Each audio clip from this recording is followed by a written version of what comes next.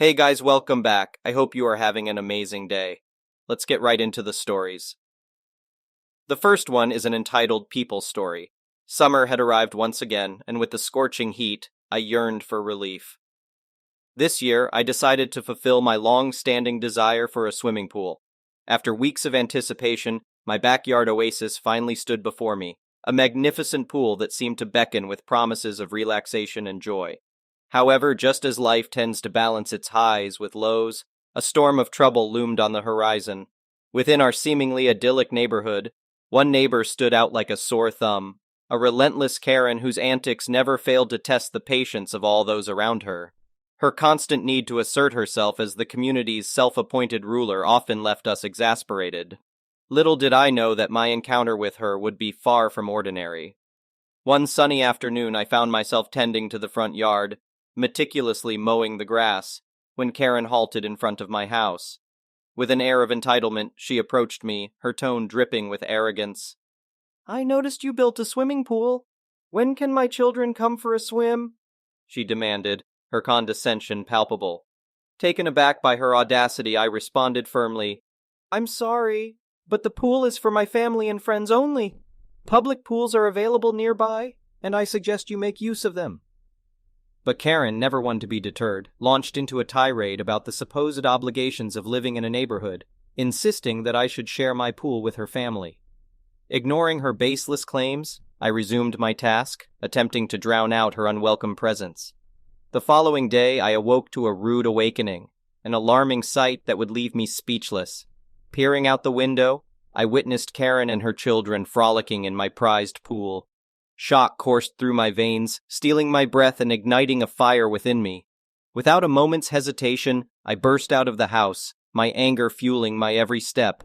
"What the hell are you doing on my property? Get out!" I shouted, my voice thundering with righteous indignation. Nonchalantly, Karen dismissed my rage, insisting they were almost finished and would leave in 10 minutes. Her deliberate slowness in dressing her children, relishing the chaos she had wrought, sent my heart racing with fury. Seething, I warned her through gritted teeth, "If I ever catch you trespassing on my property again, you'll regret it." In response, she smirked and taunted me with claims of my alleged criminality, asserting her right to use my pool. The encounter left me seething with anger, my mind consumed by thoughts of revenge. Days passed, and I found myself away from home on a work trip, eager to escape the mounting tension. Despite my absence, my pool remained blissfully untouched by Karen's antics, granting me a brief respite from the turmoil. Anticipation grew within me as I longed to return and bask in the cool waters of my sanctuary. Finally, the day of my return arrived, and I approached my house, eager to reclaim what was rightfully mine. As I neared the property, murmurs reached my ears, a cacophony of voices. Unsure whether they originated from my home or a neighboring yard, I cautiously entered my backyard, hoping for a peaceful sight. But to my horror, there she was once again, Karen, accompanied by her offspring, defiling my pool with unabashed audacity. A surge of fury coursed through me, threatening to erupt like a dormant volcano. "Get out now!" I roared, the words laced with a newfound resolve. Unfazed by my rage, Karen brazenly claimed divine rights to my pool, invoking a twisted sense of entitlement. Each syllable she uttered served only to deepen my determination. I approached the pool, ready to physically remove them if necessary. As I advanced, Karen's anger reached its peak, her words twisted and venomous. With an air of finality, she departed, but not without leaving behind a chilling surprise, a pool tainted by bleach, its water rendered toxic and unfit for use. My heart sank as I realized the extent of her malevolence. She had also sabotaged the pool's pump, sealing its fate. In that moment, I made a resolute decision to seek justice. Contacting the authorities, I shared the evidence captured by my home security cameras, determined to bring Karen to account for her trespass and vandalism. Though the outcome fell short of my desires, Karen was forced to pay a hefty fine, a blow to her finances. However, karma, it seemed, had plans of its own. Faced with mounting consequences, Karen chose to sell her house, severing her ties to the neighborhood. The ultimate blow came as she lost custody of her children to her ex-husband, leaving her world shattered. With the proceeds from the house sale, she settled her debt, vanishing into the shadows, her whereabouts unknown. While I harbor no desire to delve into Karen's fate, I find solace in the knowledge that justice was served. The echoes of her insidious actions have gradually faded, leaving me to enjoy the tranquility of my restored pool. And as for my neighbors, free from Karen's oppressive grip, they too can now revel in the harmony that was denied them for so long. The next one is a pro-revenge story. My wife and I decided to go to Southern California for the holidays. We found ourselves a nice resort and checked in. All was well until we noticed that the walls in our room were very thin. As we entered our room, we could hear our next-door neighbor talking and having an argument with his girlfriend. We shared one common wall with them. They were shouting pretty loud and we could hear everything through the wall. We'll refer to this guy as Noisy Neighbor, NN. NN kept fighting with his girlfriend about something she said earlier. We didn't follow, weren't interested, and decided to go eat and explore around the town we were in. We came back around 10 at night and all was quiet. We figured that NN and his girlfriend had already gone to bed, so we went to bed as well. Turns out he was out. NN and his girlfriend came back at 12, laughing and really loud. Loud to the point that we could hear them and hear their entire conversation. Looks like they made up after the fighting that morning. We hear the girlfriend say that she is hungry, and NN calls for pizza delivery. It was there that we heard NN's name, phone number, and credit card info. Not that we would do anything with it. They kept chatting and laughing, and we could hear every bit of their conversation through the thin walls. My wife and I tried earplugs, the radio, and everything we could think of to drown out the noise. We were hoping that they would eventually turn in for the night, and there would be some peace and quiet. Yet NN was full of energy and boyish laughter. Finally, at around 2 a.m., we decided to call the concierge and let the resort security deal with it. The resort we stayed at was meant for mindfulness and meditation, so it did enforce some quiet hours. Security called them up and told them that they were too loud and to keep their voices down. This did the trick for some time and we fell asleep, only to be woken up again at around 5 a.m. to some really loud sex, like moaning and screaming from the girlfriend. After they were done with their business, they washed up and just kept talking. Laying there in bed, I heard all about NN's job, where he was from, where he grew up, his political views, and so on. Finally, at 6 or so, we called up the front desk again. This time, security actually came and knocked on their door to tell them to keep their voices down as it was still officially quiet hours. NN and his girlfriend were furious that they could be disturbed when they were just having fun and having a good time. They claimed that they weren't loud at all, and why can't they just have some fun? They threatened to leave poor reviews for the resort and made sure that all of their friends would hear about this. Security took all that in, gave them their warning, and left. After security left, NN and his GF started talking crap about my wife and me through the wall, knowing that we could hear it. Stuff like, "Our neighbors are such a holes," probably racial slur, yo. "What's wrong with having sex with my GF, huh? Too loud for you pussies?" And just deliberately talked to his GF in a really loud voice, talking about how great the sex was and how she was going to scream and moan louder next time. I was frustrated at this time, with very little sleep. I took out my cell phone and recorded everything that we were hearing, hoping to show the front desk just how little soundproof the room was, and hopefully ask for a room change. But then something happened. At 7 or so, we heard NN's phone ring, and suddenly NN and GF were really silent. Then I heard NN say, "Hi, NN's wife, how are you, sweetie? I just woke up here at the conference, long day ahead, I miss you so much." It turns out NN was cheating on his wife with his mistress over Christmas. At this point, my wife and I hatched a plan. With all the information that we had on NN, his wife's name, and where they lived, we started combing Facebook and yellowpages.com for more information. Lo and behold, we found what NN looked like, an old man in his 50s, and his wife. All the information matched up with what he had been talking about all night, plus his zip code when he ordered pizza. A bit more digging, and we found where NN's wife worked and her email address. A simple Outlook.com email address later, I compressed the recording I had and sent it to NN's wife. The best part is that the recording contained NN's wife's phone call to NN, so she had no doubt it was definitely NN. Exhausted with little sleep, my wife and I decided to just get up and go get some breakfast around town. Racial.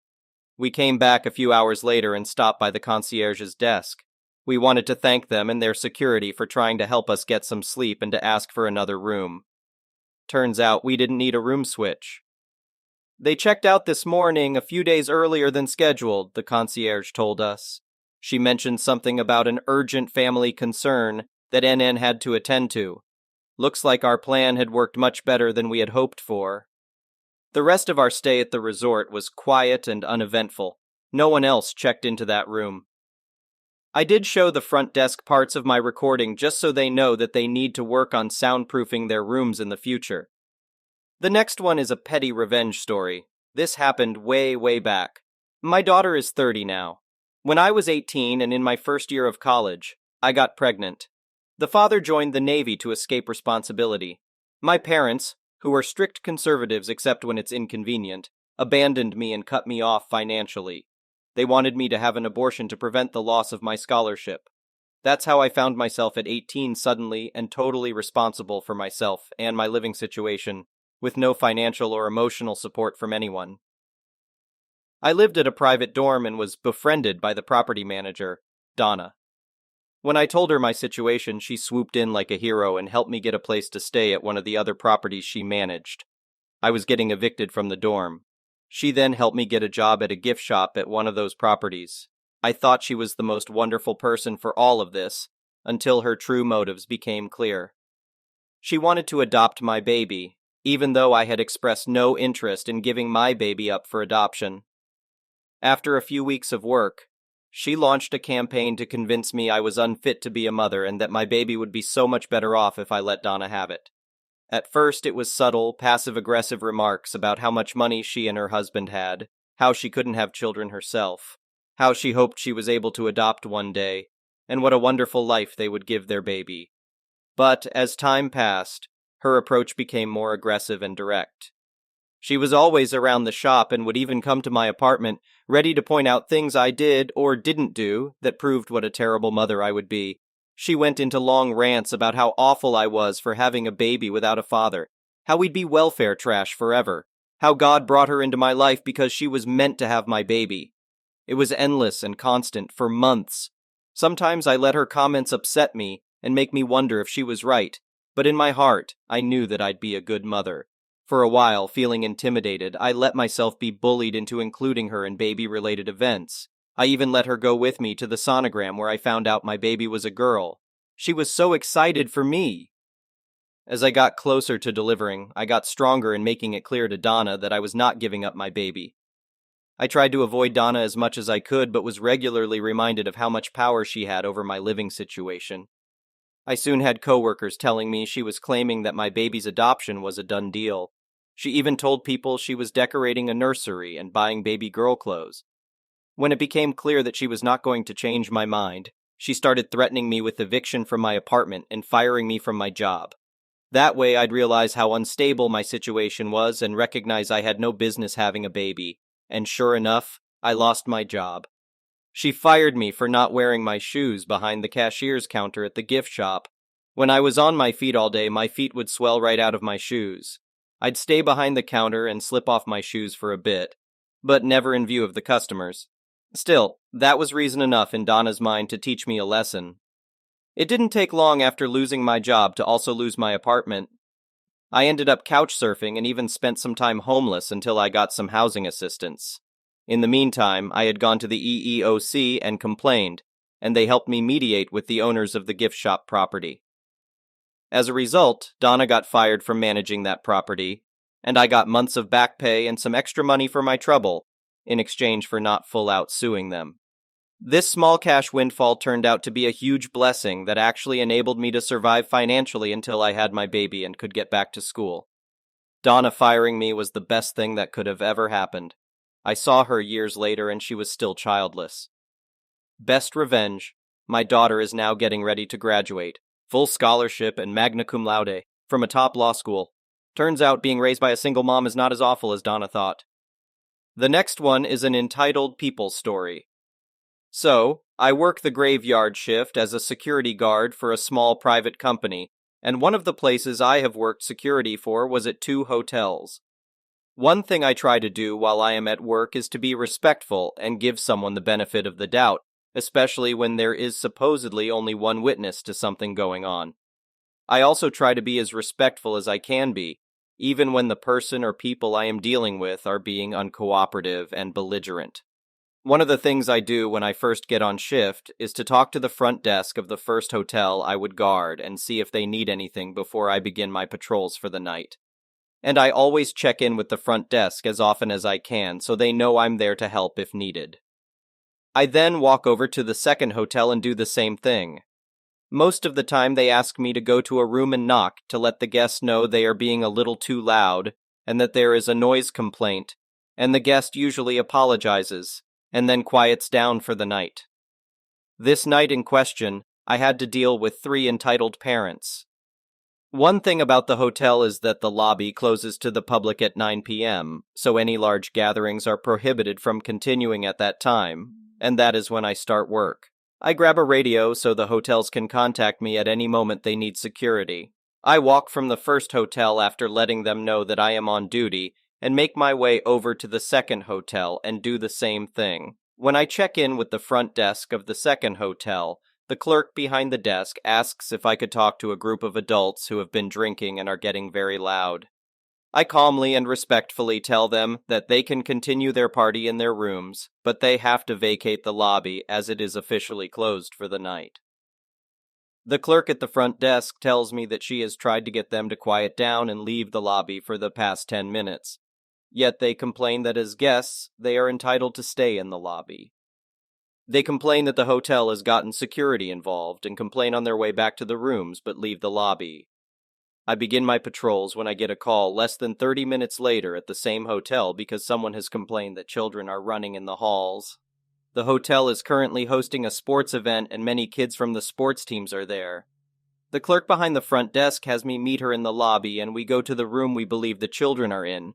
When I see the kids, they say that they have all been outside until a moment ago when they came back to the room, which I can verify as true. The kids then say that they have seen 2 kids that appear to be twins running through the hallways. The clerk leans back and gives an exhausted sigh and tells me that she has heard all day about those 2 kids, and she believes that the parents are in the group that has been kicked out of the lobby earlier. I walk around the hotel to see if I can find the room the kids are in and am stopped by hotel maintenance and told that they have seen those kids running away from the floor I am on and that the fire retardant cases are all open and one appears to have been kicked in and is badly dented. I spot the 2 kids in question and they immediately go back to their room at a running pace when they spot me. I find out what room they are in and report everything to the clerk before going to the first and second floor to find out if any more damage has happened. A guest tells me that they saw 2 twins running around the second floor, and I find all of the cases open except one that has been broken. It is missing the handle and the glass is cracked. I go to the lobby and show the pictures of all the damage done, and the clerk calls her manager directly at 10 p.m. on a Saturday night. For those who don't know, most hotel management is never in on the weekends. The manager says that these kids and their parents need to leave immediately and charges the room for all damages done to the hotel. I wait until 10:30 p.m. to go to the room, hoping that the parents will be back in the room. I go up to the room and knock on the door, and one of the kids responds. The encounter goes as follows. OP, hello, I am security for the hotel. Are your parents in the room? Entitled kid. No. OP, can you tell me where your parents are? Entitled kid. In another room. OP, can you tell me what room they are in? The entitled kid tells me what room the parents are in, and I immediately tell the children to contact their parents and have them meet me at the room.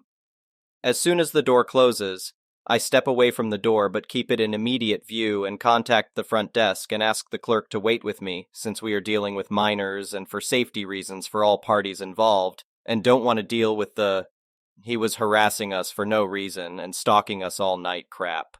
The parents take 15 minutes to come to the room as they expect me to leave the floor the children are on, and I am afraid they will run to another room and break more stuff on the way. The first thing that happens is the entitled father starts yelling at me. Entitled father, what are you doing creeping outside of our children's room? OP, hello, I am a security officer with the hotel. I was asked to speak with you as your children have been accused of breaking hotel property. Friend of entitled parents. So you thought you would harass young boys? Do you get off on doing that or something? OP, sir, your children have been accused of breaking hotel property, and because of the risk of them supposedly doing this again, my job here is to protect this hotel from such things. Your children are considered a threat to the safety of the hotel. Entitled. Father, you have no right to be outside of their room? You should have come to speak to us at our room, not be a creep and stand outside their room like a pervert. OP. Sir, they are classified as a threat with the accusations of the destruction of private property. As it stands, the hotel managers have made it clear that you are no longer guests here and you must leave the property immediately. Entitled Mother. You have no proof that our children are behind this. They have behaved perfectly and they have been in their rooms all night. Unfortunately, as they keep trying to yell and talk over me, I am beginning to get irritated and am losing my polite attitude and starting to become that extreme a-hole security guard with the cop attitude that no one wants to deal with. OP, that's bullcrap. I have hotel staff that has seen them outside of their room. I have guests in the hotel that have seen them outside of their room, and I have personally seen that they have been outside of their room. Entitled Mother. Everyone else is lying and personally targeting our children, including you. There are many children here that could be the culprits behind these accusations, but you are just choosing to blame everything on our children. OP, I don't care if you believe me or not. You need to leave the property immediately. At this moment, the entitled father gets directly in my face and says, I don't have to do anything you say, and we are not leaving. I work for the FBI. I look at him and demand he shows me his federal credentials proving that he is part of the FBI. The state that I live and work in states that if you identify as a member of local or federal law enforcement or as a federal employee, you have to show your credentials, even if you live in another state. The entitled father says he doesn't have to until I tell him about this exact same law. He then tells me that he left them in the room and needs to get them. When I am able to confirm that they don't want to leave, I calmly walk back to the hotel lobby, but not before the entitled friend says, Go ahead and leave, you pervert. You know you are wrong and that you have nothing to prove. As soon as I am in the elevator, I get on the radio with another clerk at the front desk and tell them to call the local sheriff's department and tell her the entire encounter and explain that they are now trespassing on hotel property. While the clerk is on the phone, the night auditor comes in and I brief him on what is going on. The entitled father comes down and begins demanding the hotel give the family a full refund or they are not leaving and that they can't do anything as he is FBI. He unfortunately severely scares the two clerks that are still on shift and makes the night auditor nervous with this, and I tell them to let law enforcement know that the man is claiming this, and that I now fear he has a weapon on the property. Thankfully, they go back to their rooms after realizing that the hotel will not budge, and they stay in their rooms for the rest of the night. I check all the hallways just in case, but thankfully they remain clear for the rest of my shift. Law enforcement shows up around 3 in the morning, and when I explain everything to them, they become guarded, especially now that I said I fear the man is FBI and may have a weapon on the property that is not registered in the hotel database. Law enforcement says that they can take the family away as they are trespassing, but there is little that can be done. The parents tell the officers that I have not talked to the parents, nor has the hotel spoken to them about anything. The entitled father and his friend start demanding information from the hotel about the clerks involved and all of my work information. I tell them I am not allowed to legally give out any of my work information outside of the name of my work. It isn't true, but the guy believes it and says he will contact my work and make sure my superiors hear about me and how I am a creep. The rest of the night is uneventful, and the entitled family stays in their rooms, but that's because they don't want to leave. And the night auditor is a nice guy and doesn't want to kick the children out at 4 in the morning with nowhere else to go. Since the kids of these entitled parents are connected to a sports group and there are about 10 to 15 rooms all connected under the group, the hotel decides to charge each room with the destruction of property and attaches a report from both hotel staff that has been written and myself to make sure it is known why each room is charged over $500 in damages. One of the fun things about that night is that one of the sheriffs that shows up is a friend from high school that I haven't seen in over 10 years. It is nice to catch up with him and see that he is doing well. Thank you for watching. I would really appreciate it if you could like the video and subscribe to our channel if you haven't already. We'll see you again tomorrow.